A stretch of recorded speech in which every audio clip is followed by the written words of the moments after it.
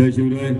उपस्थित असणारे सगळेच मान्यवर, जगन्नाथ बापू शेवाळे असतील, देवदत्तजी निकम असतील, काळेसाहेब असतील, सुरेशभाऊ भोर असतील, माऊली शेठ असतील, अलूभाई इनामदार असतील, आमचे स्नेही दत्ताभाऊ गांजळे असतील, बाळासाहेबजी बानखेले आहेत, राजाभाऊ बानखेले आहेत, सगळे मान्यवर. खरं तर या शेतकरी आक्रोश मोर्चाला सुरुवात झाल्यानंतर लय जणांच्या पोटात मळमळायला लागले. म्हणजे आता मी मगाशी फेसबुकवर बघितली घाईघाईनी पोस्ट, एका पक्षाच्या आंबेगाव तालुकावाल्यांनी घाईघाईनी पोस्ट टाकली, शेतकरी मोर्चात लईच गाड्या दिसतात. अरे शेतकऱ्यांकडे 4 चाकी गाड्या आल्या तर भाजपावाल्यांच्या पोटात काय दुखायला लागले. त्यांचं म्हणणं आहे की या मोर्चात शेतकरी नाही. मग हे बाबा बोलले ते कोण होते? युरियाची किंमत सांगणारे ही सगळी मंडळी कोण होती? ही सगळी मंडळी कोण आहे? त्यामुळे ज्यांच्या पोटात मळमळायला लागले त्या भारतीय जनता पक्षाचे प्रदेशचे अध्यक्ष काय म्हटले माहिती? आज या शेतकरी मोर्चाने काहीही साध्य होणार नाही. हे जर भारतीय जनता पक्षाचे प्रदेशाध्यक्ष बोलत असतील तर मी माननीय प्रदेशाध्यक्षांचं मनापासून आभार मानतो. डीके साहेब, कारण भारतीय जनता पक्षाचा शेतकरी विरोधी चेहरा समोर आणण्याचं काम कोणी केलंय तर ते भारतीय जनता पक्षाच्या प्रदेशाध्यक्षांनी केलंय आणि म्हणून त्यांना हे म्हणावं लागतंय. अरे केंद्रात सरकार तुमचं, या सरकारनं कांद्यावर निर्यात बंदी लादली. 6 महिन्यापूर्वी जेव्हा कांद्याला भाव मिळण्याची आशा निर्माण झाली होती तेव्हा त्याच्यावर 40% निर्यात शुल्क लादलं. आणि महाराष्ट्राचे माननीय उपमुख्यमंत्री देवेंद्रजी फडणवीस यांनी घाईघाईने जपानमधून ट्विट केलं, 2410 रुपयांनी 2 लाख टन कांदा खरेदी करणार. मिळाली 2410 रुपयांनी झाली खरेदी. आई तर कोणी ज्याची 2410 रुपयांनी कांदा खरेदी केला गेला. या पद्धतीने शेतकऱ्याच्या तोंडाला पानं पुसण्याचं काम केलं ना. आता सुद्धा जेव्हा कांद्याला 40 रुपयापर्यंत भाव मिळायची आशा निर्माण झाली, ती भाव मिळत होता, तेव्हा घाईघाईने या केंद्र सरकारने निर्यात बंदी लादली. आणि ही निर्यात बंदी लादली किती तारखेला? 7 डिसेंबरला निर्यात बंदी लादली भावांनो. आज 27 डिसेंबर आहे.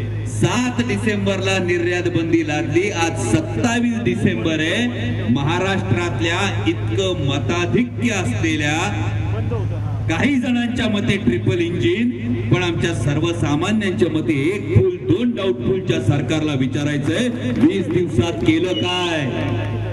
या 20 दिवसात तुम्ही शेतकऱ्याची ही कांद्याची निर्यात बंदी उठवण्यासाठी केलं काय? माझ्या भावानं विचार करा, विचार करा. महाराष्ट्रातल्या सत्ताधाऱ्यांना तुमच्या माझ्या हिताची काय काळजी याचा विचार करा.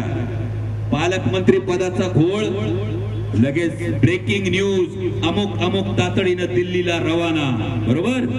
पक्ष फोडायची वेळ येते, लगेच ब्रेकिंग न्यूज, अमुक अमुक वेषांतर करून भेटी गाठी, लगेच मंत्रिमंडळाच्या विस्ताराच्या वेळी अमुक अमुक दिल्लीला रवाना. आमच्या शेतकऱ्याची निर्यात बंदी उठवायची असेल तर त्यावेळी का दिल्लीला रवाना होत नाही? हा सर्वसामान्य शेतकऱ्याचा प्रश्न आहे. म्हणजे मगाशी खतांच्या विषयी चेअरमन साहेब बोलत होते. चेअरमन साहेब खताच्या गोणीचा सुद्धा, त्याच्यावर सुद्धा प्रचार करण्याचं सोडलेलं नाही. म्हणजे तुम्ही जर बघितलं तर मगाशी युरियाच्या गोणीवर फोटो येतोय, तुम्ही सांगितलं, पण या युरियाच्या गोणी बरोबरच ही जी नवीन योजना काढली, भारतीय जन उर्वरक परियोजना, सरळ सरळ खताच्या गोणीवर पक्षाच्या नावाचा प्रचार करतायत. आणि असं असताना शेतकऱ्याचं मात्र मरण होईल ही गोष्ट बघतायत. हे दुटप्पी धोरण नाही तर दुसरं काय? भारतीय जनता पक्षाचे प्रदेशाध्यक्ष म्हणतात यांनी काहीच होणार नाही. उद्या लगेच आता भारतीय जनता पक्षाचा कोणीतरी माणूस म्हणेल नाही नाही आमचा किसान सन्मान निधी आहे. आदरणीय शरदचंद्र पवार साहेबांच्या शेतकरी धोरणांमुळे आपल्या भागातला शेतकरी जो प्रगतिशील झालाय, वर्षाला कीटकनाशक खत हे सगळं मिळून साधारण लाखभराचा खर्च करतो का नाही आपण वावरात? लाखभराचा करतो. जीएसटी किती त्याच्यावर दादा? 18%. म्हणजे 1 लाखावर तुमच्या खिशातून केंद्रातलं सरकार काढून किती घेतंय? 18,000 आणि परत देते किती? 8,000. आधी 6,000 होते, आता 2,000 वाढले ना? नाही आले अजून. म्हणजे 18,000 काढायचे, 6,000 द्यायचे आणि म्हणायचं आम्ही शेतकऱ्याचा सन्मान करतोय. ही वस्तुस्थिती आहे आज देशातल्या शेतकऱ्याची. म्हणजे जेव्हा कृषी कायदे, काळे कायदे आणले तेव्हा दिल्लीच्या सीमांवर कडाक्याच्या थंडीत वर्षभर शेतकरी आंदोलन करत राहिला तरी सरकारला जाग आली नाही. रोज तुम्ही बातम्या वाचत असाल पेपरला, अमुक एका उद्योगपतीचं एवढ्या लाख कोटीचं कर्ज. वाचता का नाही बाबा? देशात किती कर्ज माफ झालं माहिती का?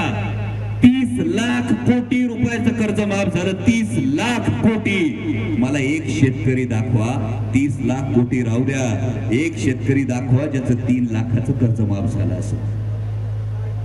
मग आमच्या शेतकऱ्यांच्या कर्जमाफीसाठी तुमच्याकडे पैसा नाही, पण मोजक्या उद्योगपतींची 30 लाख कोटीची कर्ज माफ करायला तुमच्याकडे पैसा आहे. दुधाच्या बाबतीत आता निर्णय घेतला कर्नाटक सरकारच्या धर्तीवर, 5 रुपये जे शासकीय दूध संस्थांना दूध घालतात त्यांना अनुदान देणार, बरोबर ना? पण या बरोबर खासगी दूध संस्थांना म्हणजे जवळपास 80% दूध उत्पादक हे खासगी दूध संस्थांना दूध घालतात. म्हणजे 80% वाऱ्यावर सोडलं आणि 20% फक्त 5 रुपयाचं अनुदान दिलं. का सरसकट अनुदान देऊ शकत नाही तुम्ही? हा महत्वाचा प्रश्न आहे. आता मागच्या काळात काही सत्तांतर झाली. ही सत्तांतर झाल्यानंतर काही जणांनी विकासासाठी भूमिका घेतली, काही जणांनी आपापल्या भागातील प्रश्न सोडवण्यासाठी भूमिका घेतली.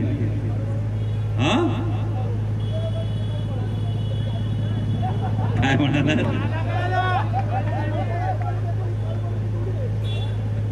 जही काही भूमिका घेतली. माझा प्रश्न दादा फक्त एवढाच आहे त्यांना की जेव्हा ही भूमिका घेतली, हे प्रश्न सोडवण्यासाठी भूमिका घेतली, पण ज्या सरकारमध्ये ते सामील झालेत, या सरकारमध्ये एक उपमुख्यमंत्री विदर्भातले, या विदर्भातल्या उपमुख्यमंत्र्यांनी एक मानवतेच्या दृष्टिकोनातून निर्णय घेतला. जिथं वाघाचे प्रकल्प आहेत, ते व्याघ्र प्रकल्प आहेत, आजूबाजूच्या गावामध्ये दिवसा 3 फेज लाईट दिली.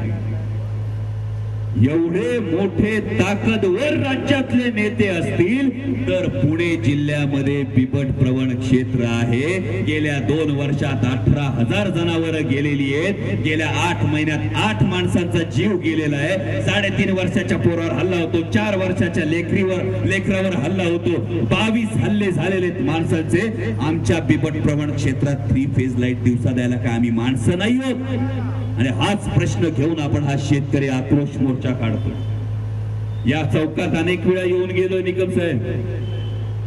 या चौकात आल्यानंतर जेव्हा जेव्हा या अश्वारूढ छत्रपती शिवाजी महाराजांच्या पुतळ्याकडे बघतो तेव्हा या पुतळ्याकडे बघितल्यानंतर एक स्वाभिमान जागृत होतो. आजही पुतळ्याला हार घालताना हीच भावना मनात निर्माण झाली की काही महिन्यांपूर्वी ऐकलं होतं, मतदारसंघातले प्रश्न सुटण्यासाठी तत्व मूल्य बदलून आम्ही भूमिका बदलली. आज त्या आदरणीयांना माझी हीच हात जोडून कळकळीची विनंती वजा प्रश्न आहे की जर माझ्या कांदा उत्पादक शेतकऱ्यांची निर्यात बंदी उठली नाही, जर माझ्या भागाला बिबट प्रवण क्षेत्रामध्ये दिवसा 3 फेज लाईट मिळाली नाही, जर माझ्या दूध उत्पादक शेतकऱ्याला सरसकट 5 रुपये अनुदान मिळालं नाही, तर माझ्या मतदारसंघातल्या लोकांचे प्रश्न सुटत नाहीत. म्हणून सत्तेच्या खुर्चीवर लाथ मारून छत्रपती शिवाजी महाराजांचा स्वाभिमान दाखवणार का? हा कळीचा सवाल आहे. आणि म्हणूनच या शेतकरी आक्रोशाच्या बाबतीत, सर्वसामान्य शेतकऱ्यांच्या बाबतीत स्वतः मी आणि आमच्या खासदार सुप्रियाताई सुळे संसदेत काय मागणी करत होतो? कांदा निर्यात बंदीची चर्चा करा, शेतकऱ्यांच्या कर्जमाफीची चर्चा करा. आणि या मागणीसाठी आमचं निलंबन झालं. या मागणीसाठी निलंबन झाल्यानंतर दुर्दैव आहे की शेतकऱ्यांचे प्रश्न मांडण्यासाठी महाराष्ट्रातल्या 2 खासदारांचं निलंबन होतं, पण हे निलंबन चुकीचं आहे एवढं म्हणण्याचं धाडस सुद्धा मी म्हणणाऱ्या मोठमोठ्या नेत्यांमध्ये नाही.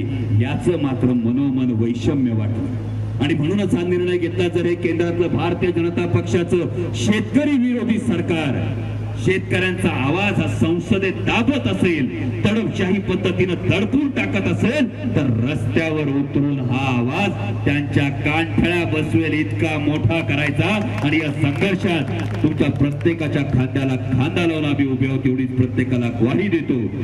आणि 30 तारखेला आदरणीय शरदचंद्रजी पवार साहेबांची अतिविराट सभा ही आपण पुण्यात या शेतकरी मोर्चाची सांगता करण्यासाठी करतो। आदरणीय शरदचंद्रजी पवार साहेब, शिवसेनेचे खासदार माननीय संजयजी राऊत साहेब, काँग्रेसचे नेते माजी मंत्री बाळासाहेबजी थोरात साहेब असे सर्व महाविकास आघाडीचे मान्यवर हे या सभेला सहभागी होत आहेत आणि आपणही मोठ्या संख्येने या सहभागी व्हा। शेतकऱ्यांचा आवाज असा असतो का शेतकरी तो निखारा असतो जो सहसा पेटत नाही आणि एकदा जर का पेटला तर कोणाच्या बापाच्याने तो विसत नाही। आणि ही धग आता केंद्र सरकारला दाखवून द्यायची वेळ आली आहे। या संघर्षात खांद्याला खांदा लावून ही शेतकरी एकजूट केंद्र सरकारला गोडव्यावर आणल्याशिवाय राहणार नाही एवढा विश्वास व्यक्त करतो आणि थांबतो।